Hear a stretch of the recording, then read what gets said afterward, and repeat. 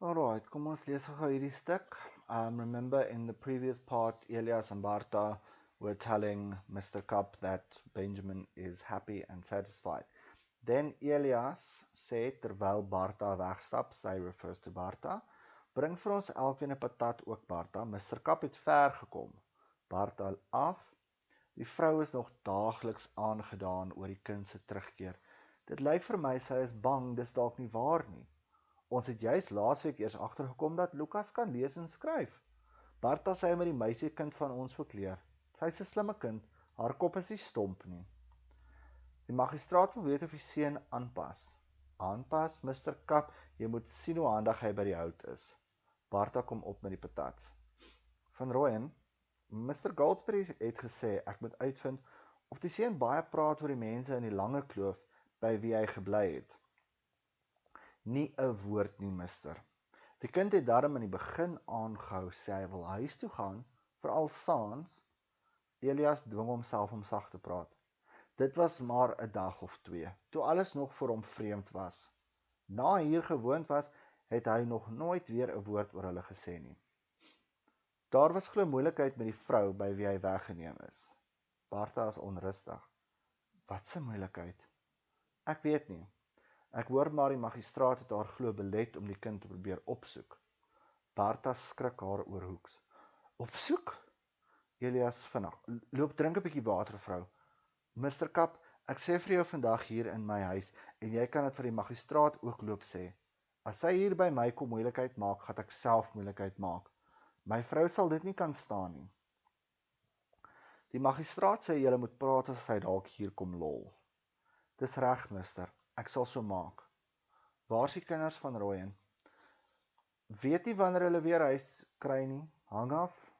Die meisiekind van my is mos net 'n bok oor die bos. Mister, kom ons dikwels op die dorp. Mister moet tog vir my uitluister of daar nie van die Engelse is wat 'n kinderwagter soek nie. Verniet wil ek haar nou nie graag verhuur nie, maar as hulle haar 'n stukkie klere en so aan kan gee, sal ons regkom met die prys. Ek sal verneem. Hoe lank skat jy sal die kinders nog wegbly? Moeilik om te sê, Mr. Cup, moeilik. Daar's 'n lang pouse. Mister kan die magistraat met 'n skoon gemoed loop sê dat dit goed gaan met hom. Ek meen hy's mos nou darm onder sy eie mense. Ek sal vir hom sê, nou ja dan loop ek maar eers. Hulle groet en kap af. As Lukas vandag hier was, is jy in die moeilikheid, Elias. Al die merke van die slaas nog nie van sy bene af nie. Die ligte doof uit, die ligte kom weer op. Lukas sit met sy kop in sy hande. Lukas prewel. Onse Vader wat in die hemel is. Heiland is u naam. Hy laat sak sy kop in sy hande. Lukas, hoekom sit jy so? Is jou maag seer? Lukas bly stil. Bid jy? Jou oë staan toe. Hou jou bek. Die deur gaan oop. Elias kom in met Lukas se goed, kort af. Hulle het vandag jou goed gebring, Lukas. Wie het dit gebring? Wie het my goed gebring? Sy sê haar naam is Fiela. As ek vandag 'n hond gehad het, het ek hom agter haar gesteek dat sy nou nog gehardloop het. Lukas skree, waar's my ma? Daar staan jou ma by die vuur. Die breinvel is weg en ek het vir haar en die een wat by haar was gesê, as hulle weer hulle voet op hierdie eiland sit, gaan ek die magistraat toe en laat hulle vang. Elias van Rooyen, laat nie met hom van 'n breinvel mors nie. Wie was by haar? 'n Opgeskote seun, net so blerrie uit sy pad as sy. Laat my verbykom. Jy bly waar jy is. Laat my verbykom asseblief. Right, so in hierdie gedeelte, again, it's just the whole part of Mr. Cup asking about Benjamin and all of those things. Here we see that Lucas can read and write, which is kind of contradictory to what the census manner believed because he didn't go to school, man. But he can read and write, and they want Benjamin to also teach Nina how to read and write, because according to Elias, she's a very clever child. Haar kop is nie stomp nie, meaning she is not stupid. Okay. Then he's asking about adapting. Has the child adapted? Elias again adapted. Mr. Cup asking a question rather than answering him. And then he carries on about how handy he is with the wood. Um, Now, of course, if in today's society, if you were to ask someone, is the child that you were taken back or that you found, is he adapted? You would rather be looking at family dynamics. Is he mixing in well with the family? Is he happy? Is he, acting like a kid would normally do? But again, the only answer that Elias can give here is about him working with the wood. Why? Because that's the only reason why he has children, so that they can work.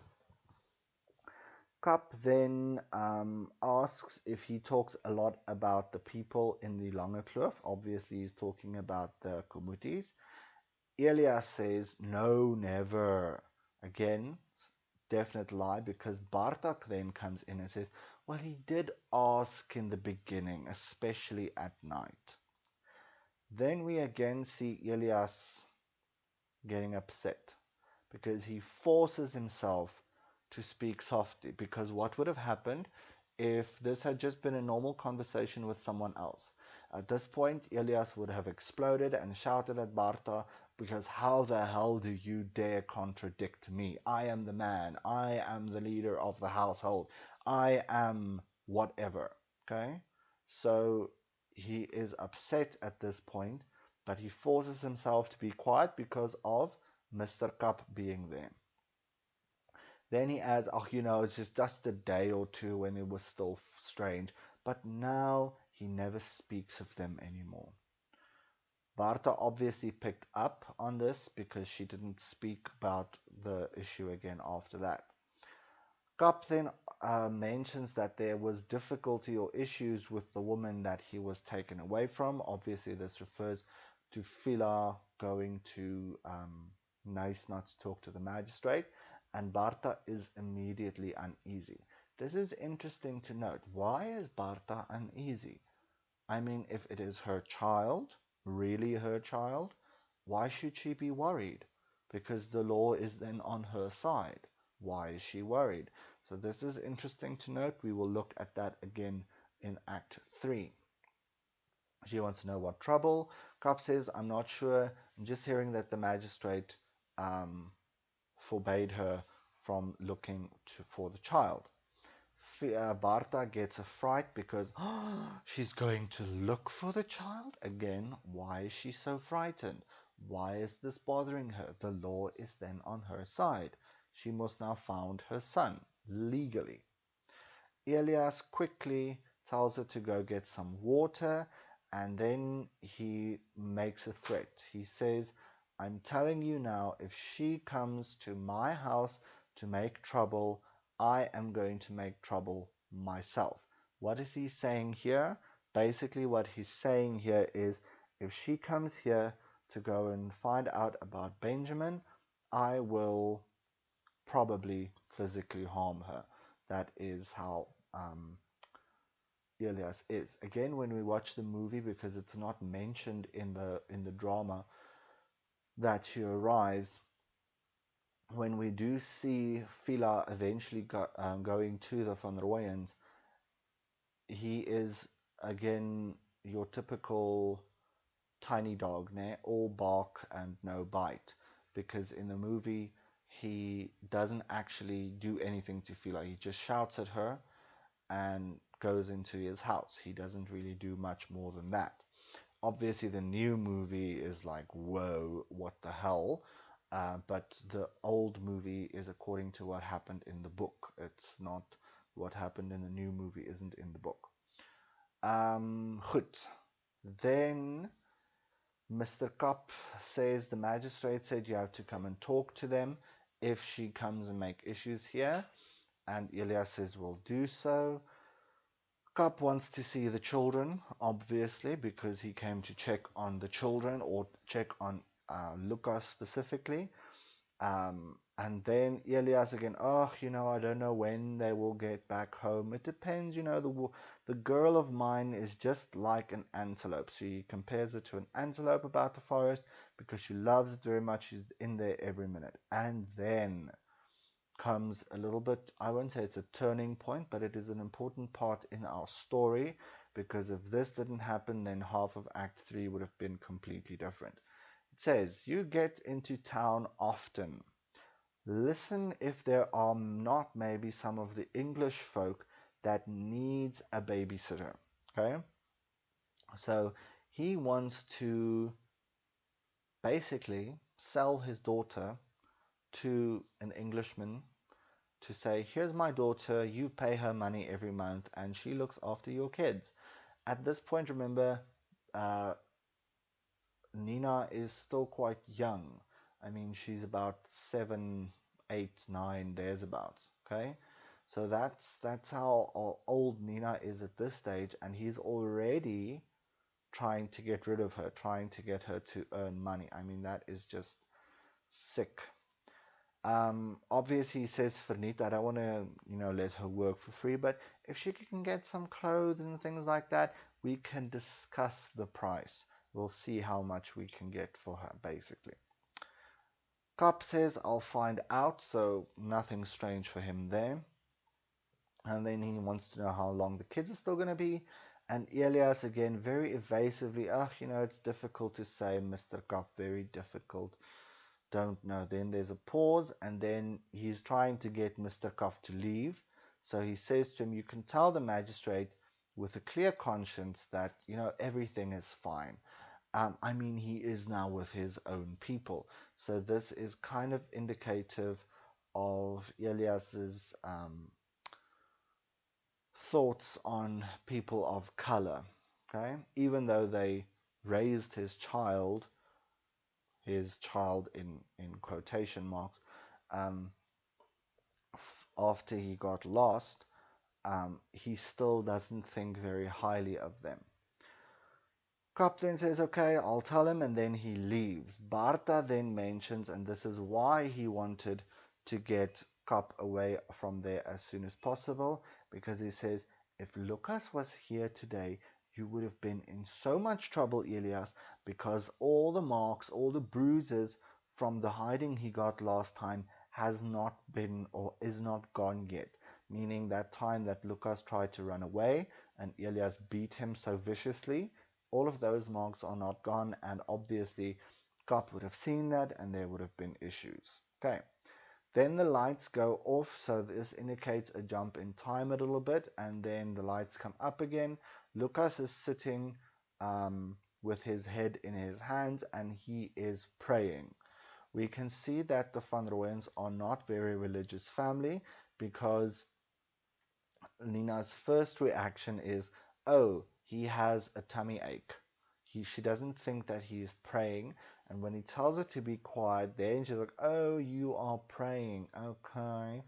Then Elias comes in, and he has Lucas's things, and he says, they brought your stuff today, Lucas. And immediately Lucas is like, who brought that? Who brought my stuff? And then he says, her name is Fiela Kumuti, so it was Fiela who brought his stuff. And then he says, if I had a dog today, I would have set it after her and she would still be running. So again, indicative of his feelings towards colored people. He is a little bit on the racist side of the world here. Again, this is very prejudiced, because, like I said earlier, she raised his child after he got lost, and this is how he treats her, which is completely and utterly unacceptable.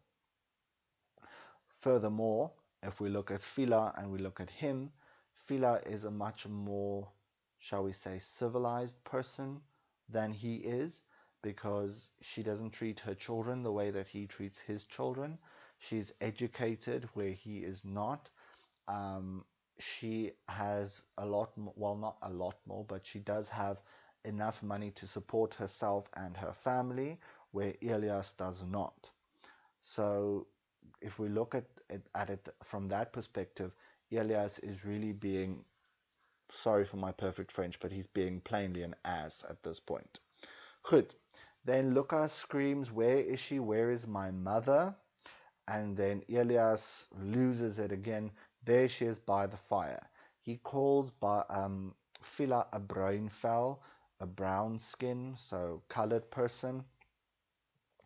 Die bruinvel is weg, in other words, she's left, and the one that was with her as well. And I told them, don't put their foot here again, or I'll go to the magistrate and let them get caught. So he's going to tell the magistrate, and they will be arrested. And then he again says, Elias van Rooyen laat nie met hom van 'n bruin vel mors nie. So basically what he's saying is here, he will not be intimidated by a colored person, or he will not be made a fool of by a colored person, things like that. Who was with her? He says an opgeskote seun, so a tall boy, probably David, that was with her, the eldest son. And then he wants to get, Lucas wants to get out to go and see if he can't catch Fiela. Okay, the last part we will then do in the next